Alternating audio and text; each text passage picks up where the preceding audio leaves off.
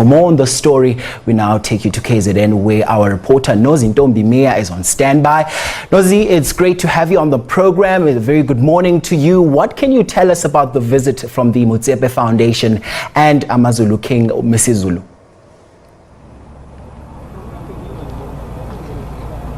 Thank you so much, Kolisi. Definitely sobering scenes here in KwaZulu-Natal. Where we're standing right now is in Marion Hill, one of the areas that's been hardest hit. And we're standing almost at the top of the ridge, and I'm going to ask my camera colleague Kwazi Manzi to sort of give you an aerial pan shot of what we're seeing on the ground right now. This is one of the places that has been the most devastated. And as we got here, we were receiving word from community members that they are still looking for the body of one child who was swept away in the floods, and that early in the morning they discovered the body of one person. And Kolisi, as we continue with our conversation, we're going to walk further down just to give you an idea of what we are looking at visually. We're walking towards the house of one of the family members who lost their loved ones. On my right, you can see the Marion River that's going past here, and you can sort of see where the mud came down. They do have tractors right now, and this is a scene that we're seeing that is completely different to what we've been experiencing on the ground the past few days.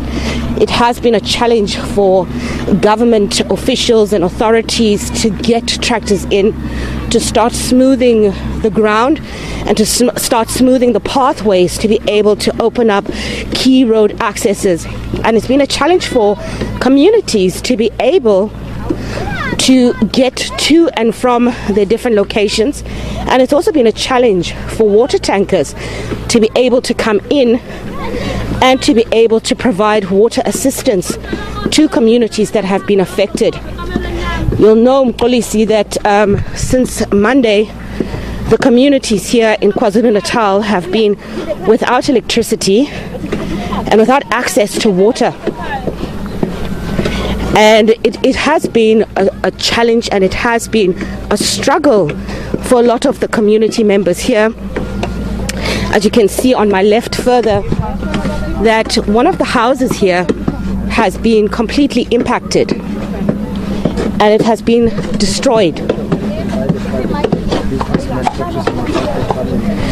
And Kolisi, just to talk to us a little bit more about the program that's expected today, I'm going to be speaking to the spokesperson of the Motsepe Foundation just to give us a quick overview of what the plan of action today is and what is anticipated. Hi, how are you? I'm well, and how are you? Thank you so much for joining me, Susan. Just very briefly, what's the plan of action expected today? Well, the purpose of today is that Dr. Precious Moloi Motsepe and Dr. Patrice Motsepe, the founders and chairman of the Motsepe Foundation, will be visiting this area along with His Majesty the King, the Premier, and the Mayor of the city of eThekwini, to come visit the bereaved families. The intention of today is to come and see and come and to do, as we say in isiZulu, to tuduza abantu abalahlekelwe, and offer a humble support from the Motsepe Foundation to assist the bereaved families. So they are on their way now. The dignitaries are on their way. We're expecting them here any minute now, and we're going to be visiting a couple of families in this Telimnyama area to do particularly that. When you talk about assistance, what kind of assistance will you be giving to the families? We know that access to water, access to electricity, access to roadworks has been problematic. How will the Patrice Motsepe Foundation assist these bereaved families? Well, the intention of the Motsepe Foundation is to assist in a manner which obviously will be consulted with the Premier's office, with His Excellency, with His Majesty the King, as well as the Mayor of eThekwini. The primary focus will be to ensure that those families that are bereaved are able to do what they need to do. First and foremost, and primary to that, is access to water. Already the Motsepe Foundation has ensured a process to assist with that, which we'll be sharing as soon as the dignitaries arrive, as well as obviously the most primary thing, to allow them to put their loved ones to rest. I'm going to leave it there. Thank you so much. Nkolisi was just giving us an update there about what is expected, what is anticipated. We're going to zoom into the ladies that are here. And you can see that they're using homespun equipment to try and remove what debris they can. I mean, there's pants on the floor here. There's, you actually just don't even know, where some of these items are coming from. You can see that this is really counting the human cost of the humanitarian disaster and devastation that we are seeing here. I'm going to speak to one of the community member ladies here that are busy cleaning up. Hi, Sisinjani. It's been a tough few days for you guys. Yeah. And the weather is even worse. Yeah. What are you feeling right now? Okwamanje ayikho into engayisho siphelelwa namandla manje nawo mfuthu ukuthi sifune ingane ngoba ugogo yena simfunile watholakala ingane manje inkinga yona engatholakala ngisasaba namanje into yaqhamuka la emhosheni kwaqhamuka nje enye into nami engakwazi nokuyichaza. So right now you're still looking for the young boy that's missing. Okay. The young girl that's Yes. missing, but you did find the adult that was missing. Yes. And you're trying to explain to me that this is something you'd never seen before. Yes. Just explain what visually did you see? Did you see a flood of water? Was it mud? What were you seeing? Ngizothi nje into engayibona ngamehlambi kangiqala ukuyibona lapha entabeni kwaqhamuka kwaqale kwakhala kwangathi kuyaduma kwathi bo Like thunderstorms. yes kwathi kusuka lapho kwabe kubhoboka mekubhoboka kwaphuma into eyaqhasha ehamba nomlilo yahamba into shuthi azazofika la yakhokhula umuzi lo kagogo mayifika la amanzi engangiwaqala kwabona kwangathi ulwandle yama la shuthi ifuna ukuphuma ngala ngithi ayikho indlela emfuleni yama la yantanta lento yathi kwangathi ifuna ukukhuphuka iphinde phezulu yathi suka ke lapho yabe ihamba isihamba nalemizi engala ngenzansi imizi esuka phezulu yonke ayikho. It's all gone. So the community members just explaining, Polisi, how it was something they'd never seen. Torrential rains mixed with fire, mixed with mud. All the houses at the top of the mountain are all completely gone. Yes. You haven't had access to water. You haven't had access to electricity. Have you had any word from government to say when they'll be able to restore the water, when they'll be able to restore electricity, and the road works that are completely destroyed? Okwamanje angifuna ukukhuluma amanga kusanje ngoba kunje amanzi asinawo ogesi asinawo angakozwa lutho angakobona iminyakazo. So no movement yet. It's still disappointing that 5 days after the initial flooding, there still has been no action. Yes kusanje okwamanje. And you are getting some assistance from the Patrice Motsepe Foundation that is coming today. They will be assisting with burials. They will be assisting financially where they can. How do you think that will be able to assist you as community members here? Ngazi ngizothini mhlambe singabeka ithemba kulabo abazofika bezosiza mhlambe singakwazi usisizakala ngoba manje ingqondo zabantu azisasebenzi ngoba manje sifuna ingane mhlambe njengoba simela nje sime phezukwa ingane. Yebo. Just quickly before I let you go, what do you need? What do the community members need? Do they need beds? Do they need cardboard? Do they need corrugated iron? Do they need food? Do they need clothes? What do they need? Sidinga konke okusemandleni abantu njengoba behanjelwe izindlu zabo abanazo indawo zokuhlala abanakudla abana ingubo zokugqoka abanalutho sidinga nje yonke into. Everything. Yebo yonke into. All right. Bakhelwe nezindlu mongukuthi bangakwazi ngoba nje abantu bahlele eminyango. Thank you so much. Community member there, Polisi, just giving us an update of, what she says they need. They need everything. She says that the houses that were at the top of that mountain have been completely destroyed in the mud and the sludge that came down here during the course of the week. And we're just sort of changing positions so we can give you a better idea of the background of the work that is being done behind us, of the community members that are continuing to do the little that they can. Again, concerns from the residents in Polisi about the slow pace at which local government is assisting. We do know that the Patrice Motsepe Foundation is going to be here within the next hour or so to assist the families with the burials. But what communities are saying is that 5 days on, 6 days on, they still don't have access to electricity. They still don't have access to water. They still don't have access to the roadworks the waterworks. Those communities, those family members whose houses were washed away in the floods still do not have a place to stay. And these are basic things that communities need, basic items such as clothes, such as shelter, such as bedding, such as equipment, to be able to assist them in being able to start to rebuild their lives, to be able to, start acclimatizing themselves and recovering from this disaster that we are seeing. I mean, you can see these are locals themselves who are using the basic equipment that they are getting to be able to try and clean the waterworks. And what the community member was saying, was speaking to us about right now, is that they're not even sure if they'll still be able to find any of the bodies of the people that they suspect are still buried underground here. And this is an extremely grim picture that is being painted. A lot of the communities that we spoke to during the course of this week, including up until this morning, feeling alone, feeling isolated. We do know that the president has promised money. We do know that emergency funding of up to 1 billion has been agreed on. It is going to be released. But how soon the funds will be put in place for actual measures to start being put into place, interventions, pipes to be fixed, tractors to be brought in, basic accommodation, clothes, food, water, electricity to be put in. That is something that communities are still extremely concerned about, extremely worried about. You can see that it has been raining. It's been raining since yesterday. The weather is definitely taking a turn for the worst. It's cold, it's rainy, it's wet, it's miserable. It's compounding on an already tense and heightened situation for these residents here in KwaZulu-Natal, specifically in Marion Hill, where we are right now. Kolisi. Nozi, as we continue to have this conversation right now, you are literally on the ground as you're watching the people literally pick up the pieces from all that devastation in the week there. What do we know thus far about developments with regards to the amount of the damage that was caused? And tell us, maybe, when are we expecting the likes of King Misizulu to also make his way there today?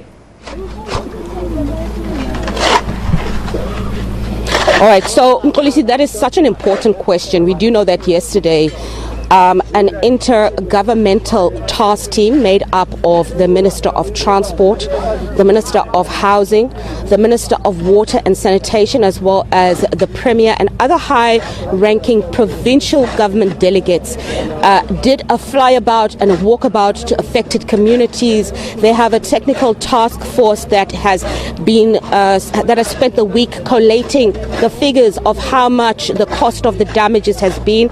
We heard from the Minister, we heard from the Premier and from the Minister of Transport that the damages could be in excess of 4 billion rand. But we do know from what the President said yesterday that there is 1 billion rand of emergency relief funds that has been allocated, that is available immediately. And it's not just the immediate disaster relief allocation that the President spoke about. He spoke about medium term and long term. But the question is not so much about the funding being available. The question is about the action being put on the ground. The task teams have spent the entire day yesterday going from different communities, collating and assessing the situation. Now is the time for action.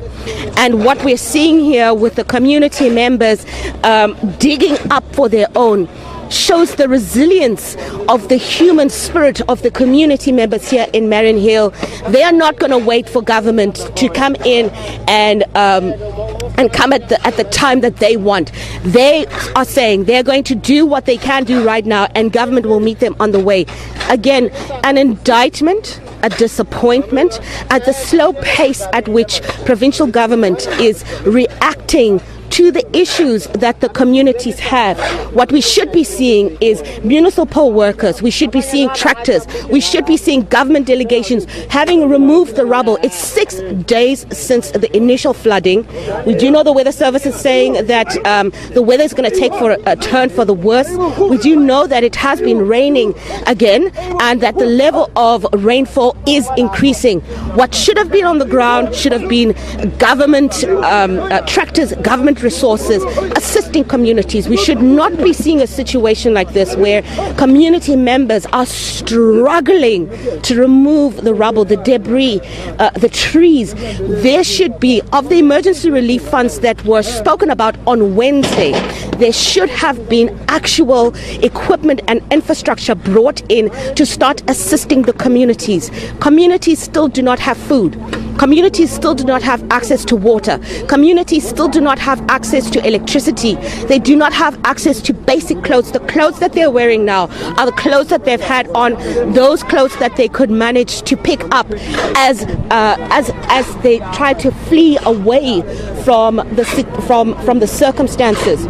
And in Kolisi, what you're seeing right now is a helicopter that is doing a flyby. It's also part of the search and rescue efforts that have been ongoing throughout the course of this week, and that obviously signals that we will be seeing the Premier imminently, and we will be seeing members of the Motsepe Foundation imminently here at Marion Hill to try and do that assessment. But again, the concern of the community, 6 days on, it simply is not enough that government has not given communities like this adequate resources, adequate infrastructure to be able to just clean up the basic roads, to be able to retrieve the bodies of their loved ones. There is a lot of trauma, there is a lot of tension, there's a lot of sadness and bereavement of the community members here who are feeling hopeless and who are feeling helpless. And all they want is they want intervention. They want to see actual action on the ground by government, by provincial government, by national government. And all they're asking for is for help. They're asking for clothes, they're asking for food, they're asking for access to water, they're asking for access to electricity. We know that the President said yesterday that they would try and put in water tankers as soon as possible. But with the roadworks closed off, it does become problematic for water tankers to be brought in. It does become problematic for Eskom to come and bring in technicians to fix the broken electrical pipes. And again, Kolisi, this adds to the compounded worry and frustration of the people. They have shown resilience. They have shown that they are willing to pick up the pieces, but government really needs to start doing its part to come to the party and start bringing in the actual equipment that communities so desperately need to be able to start rebuilding the broken pieces of their lives before the weather takes a turn for the worse further. Wow, Nozi, as we, continue having this conversation as well, images there, we can see members of a community just behind you. Seemingly this has also promoted a sense of community. You have people there, all hands on deck, everybody, trying to put the pieces back together. Are we expecting a media briefing a bit later on from the Zulu Kingdom as well as the Motsepe Foundation to touch base with perhaps members of the media to tell us how this will be working? And also I want to know, what is the sense on the ground with the assistance and aid that is coming in the form of burials? How are they receiving this? Because I know one of the ladies you spoke to pointed out that it would be a case of wait and see. But how's the general sense there on the ground before we let you go?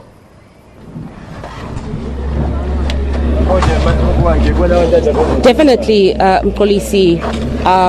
We are getting a sense that the Premier, as well as the King, as well as the Patrice Motsepe Foundation will be making their way down here. And it definitely has, you can see that there's definitely a sense of community here. We're going to try and walk to the other side. We're just walking towards the other side. There is definitely a sense of community. But we know that a lot of aid organizations have been involved in different parts of affected parts of KwaZulu-Natal. We do know that the Gift of the Givers has been assisting with communities with food sources as and where they can. We know that ShopRite has given some form of food assistance and soup kitchens to affected communities. But again, the concern from the community members that, they are getting assistance from NGOs, but the assistance that they're getting from government does not seem to be assistance that is at the rate and the scale at which they desperately need. So where we are now, Mxolisi, I just want you to really get a sense of the sheer magnitude of destruction. Where once there was a hill or a mountain has now been flattened. You can see the house that was standing over here completely flattened by the mud, the sludge and the water coming from the top of the mountain. All the houses at the ridge have been completely destroyed, and this is what community members have had to deal with for the past few days since Monday. You can see the clothes strewn all over the place. You can see that community members grabbed what they could, and this is why they are feeling so despondent and distraught and frustrated with the pace at which government is bringing interventions. You can see the sheer sadness and hardship on their faces, in their eyes. You can see that they're feeling alone. You can see that they are feeling abandoned. They feel like there is not much that has been done for them. They are the ones that have had to do what they can. This is something that they have not seen in recent memory. They are aware that it is contributed as a result of climate change, but they're saying, we understand that it is nature, we understand that broader interventions need to be taken place, but right now, at the coalface of it, what they're looking for immediate assistance, immediate interventions, and NGOs can only do what they can. Government has the capacity and it has the finance to be able to actually bring in clothing assistance, food assistance, infrastructure assistance to the communities here that have been affected. And this is what they're saying. They're saying we need government to come here, we need government to take point, we need government to come and give us facilities and resources as and when, as soon as possible, to start giving them a fighting chance to be able to do recoveries. And it's not just sufficient, Mxolisi, for NGOs to be here, to be giving communities food sources, to be giving communities clothing. Government really needs to step up and really come to the helm of the head of this human tragedy. Mxolisi.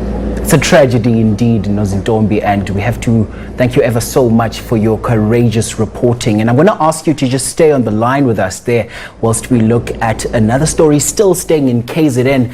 Business and tourism hotspots in KwaZulu-Natal have remained closed following the floods, and although search and recovery operations continue, they could be hampered by the heavy rains that have resumed, of course, in most parts of the province. The Provincial Cooperative Government's Department has cautioned residents to avoid low-lying areas after the South African Weather Service forecast inclement weather conditions in the province this weekend. Now, disaster management teams are on high alert for further floods. For more on this, we bring in our reporter, Bongani Gema, who's joining us there. Bongani, it's great to have you on the program. Welcome to the agenda. What are the business owners saying this morning? Well, good morning to you, Mxolisi, and good morning to the SABC viewers. Mxolisi, we are coming to you from Umshoti. Now, this is one of the areas here in the province. This is, loved by tourists. As you know, we're in the Easter weekend. As we heard yesterday, the province was projected a number of about over 300,000 people. This were expected to descend to the province of KwaZulu-Natal. As you know, tourists are usually to restaurants.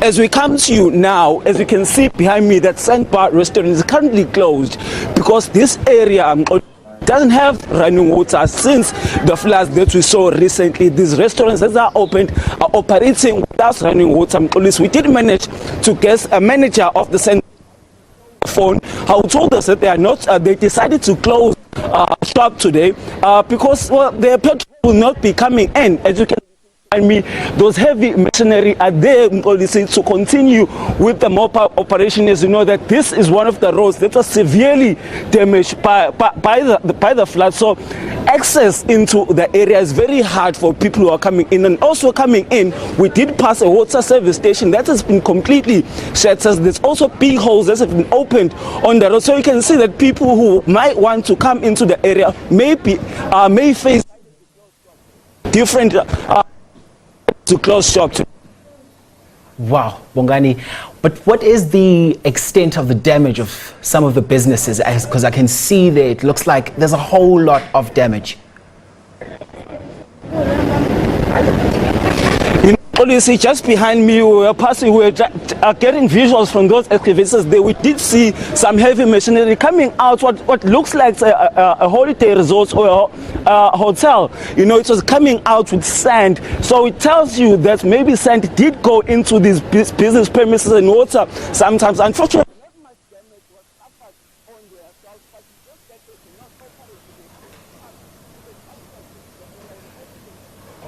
to get access into the area and not have running water, so they need to close, but the shops themselves are not really damaged much.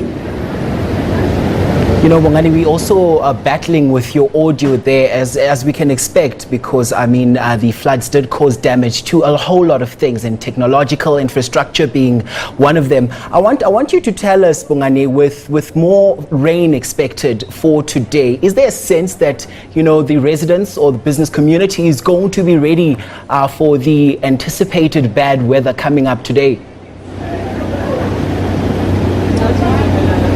Well, it seems Mxolisi that people have decided to stay indoors today. I mean, Umdloti is one of the areas that on these days such as this, you will see people are walking across the beach, you know, but today, driving in here, you can see that it's empty. We did spot one or two people walking along the beach line, but it's not full as we would maybe anticipate on days like this. So it tells you that people have decided today to stay indoors in anticipation of the heavy rains that have been reported. Maybe it's a safety measure for themselves and also to watch over their property, because we've seen that in other areas, you know, people's property washed away. So people may have decided to stay indoors today in anticipation of the heavy rains. As you can see, you know, it's already pouring as we speak to you now.